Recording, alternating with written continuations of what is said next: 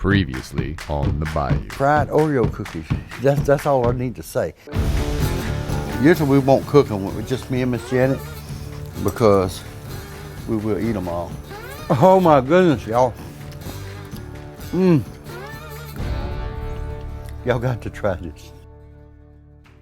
Hey y'all, we're fixing to make just a Louisiana staple down here. It's something that we all cook. Everybody cooks this dish different, everyone. We call it gumbo. And I'll show y'all how we're gonna cook it. Come on over here. The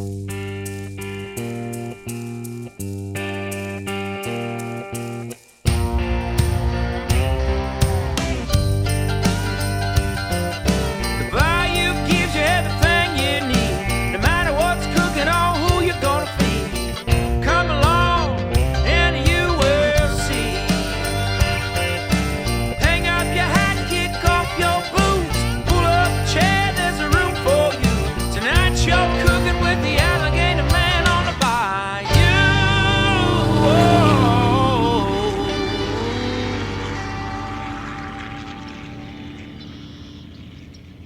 The main part of a gumbo is a roux.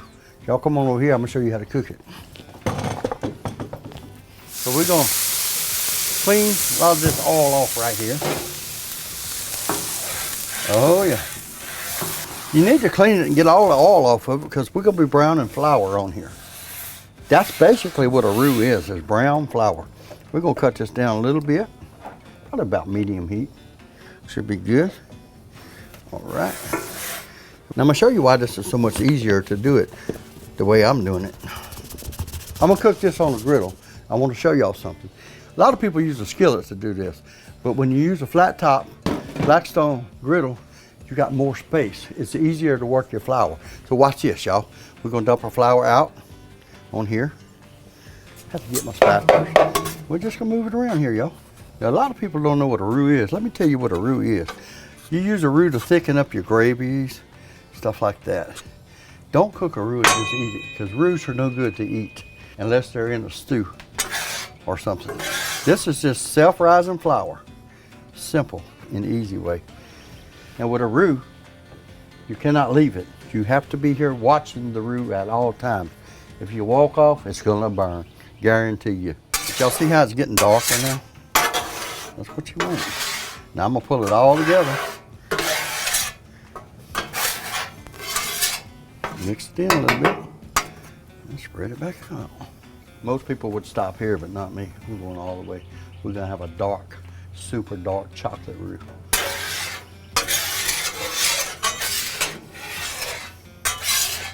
That's pretty or what? All right, y'all, this is looking pretty good here. I'm gonna go ahead and cut all these burners off for right now. And this is where the magic starts, right here. You get your oil. So we're gonna put a little opening in here. Watch this. All right, we're covering that all up.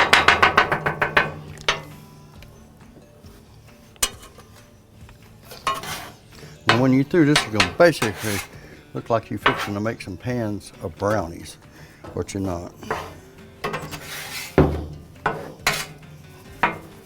Now y'all see what I'm talking about? This is what you call a chocolate roux. And what a chocolate roux does, it gives it a total different taste. I like to move it around a little bit because all I'm doing is cleaning it up. All right, well, we're gonna go around and make sure we get it all. I'm gonna drag it on down here on this end. Beautiful, beautiful. Next thing we're gonna do, we're gonna get our pan. We're gonna drop this in the pan, y'all. Just like that. Slide right in there like we know what we're doing. All right.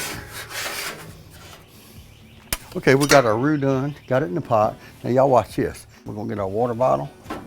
We're gonna go squirting around here. All right, y'all.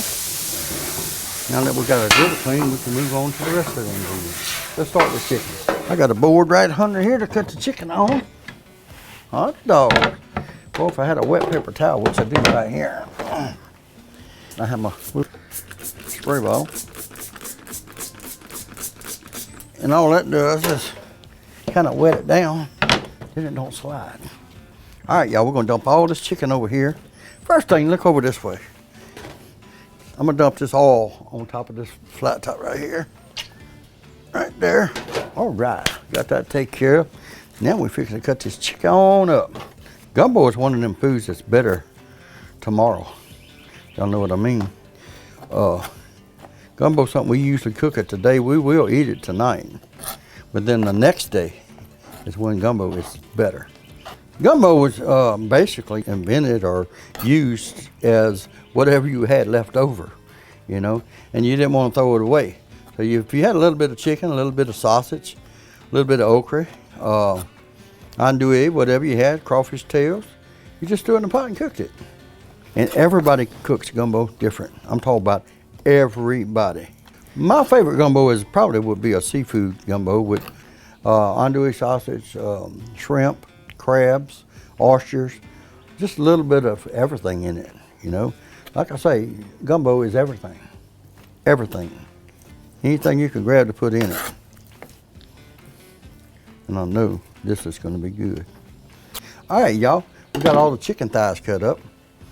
Let me rinse my hands off a little bit. We're gonna go over here and throw these on the griddle and get them cooking down some. That's a lot of stuff, ain't it, Papa? All right, we got a lot of oil. Watch this, y'all. See that sizzle? Turn it. We're gonna spread this out a little bit right here. Right now, we're gonna take a little bit of this Bayou blend seasoning, and we're just gonna sprinkle it on the chicken. Because I like to kind of season my stuff as I go. Put a generous amount, because we're gonna make a lot of gumbo. We're gonna get rid of this cutting board, y'all, and a wet paper towel. We're fixing to cut up our andouille. Andouille is just a sausage to make down here. And basically in Louisiana, I think they're starting to make it other places now, but for years it was just right here. And it's smoked, real heavy smoke. We're gonna cut some open. Let me cut a piece open and show y'all. See how it's got thicker meat in it? Bigger pieces of meat. And it's smoked and seasoned and all that. And that's what we use in a lot of our stews and gumbos and stuff like that. We're gonna slice this all up. All right, y'all, we're probably gonna have to move over here and flip that chicken around a little bit. Out the way.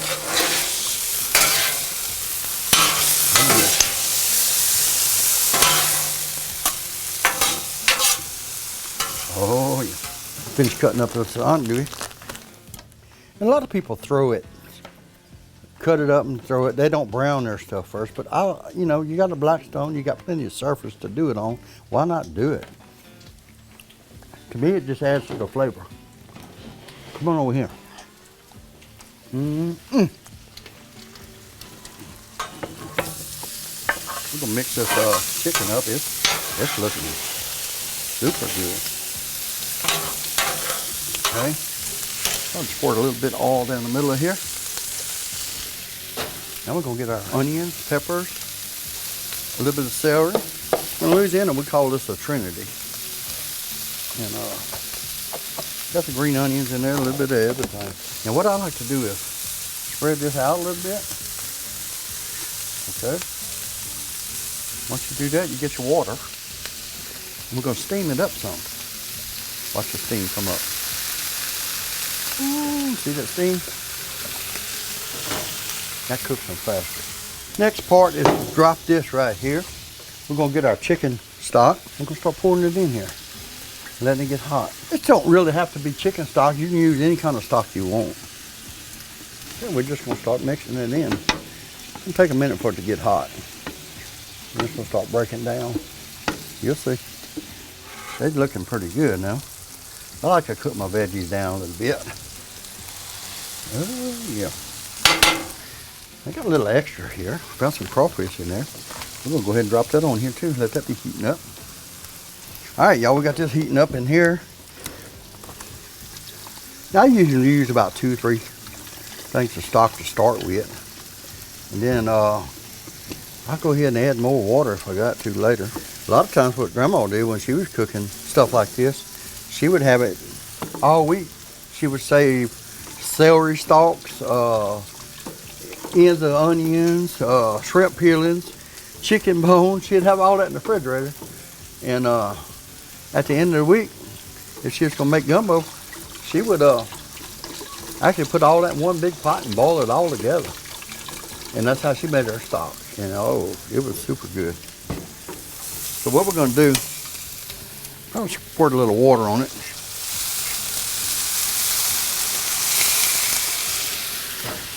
What that's doing is releasing a lot of the stuff that's under the bottom. Now I got my Blackstone seasoning, Bayou blend, and we're gonna juice it up some. Okay. A lot on them onions. All right. Now we're gonna take and mix all this together. Oh, what he's doing over there now. Look at that. Trust me, this smells good enough to eat just like it is. Now see, some people put just a little bit of stuff in their gumbo, but I like to put a lot. Look at this. That's pretty, isn't it? Beautiful. Okay, we're gonna start dropping it off in here, just like that. Ain't nothing to it. Grab it and drop.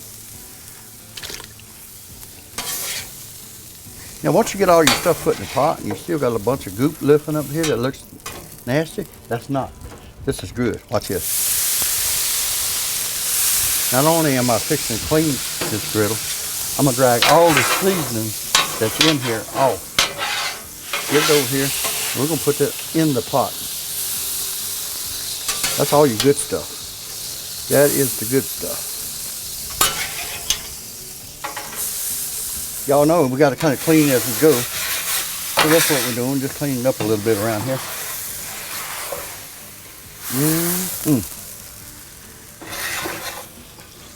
Now all we have to do is hurry up and wait. All right, y'all. We've got this all simmering now. The gumbo's basically just about made. And what I like to do, I like to taste it.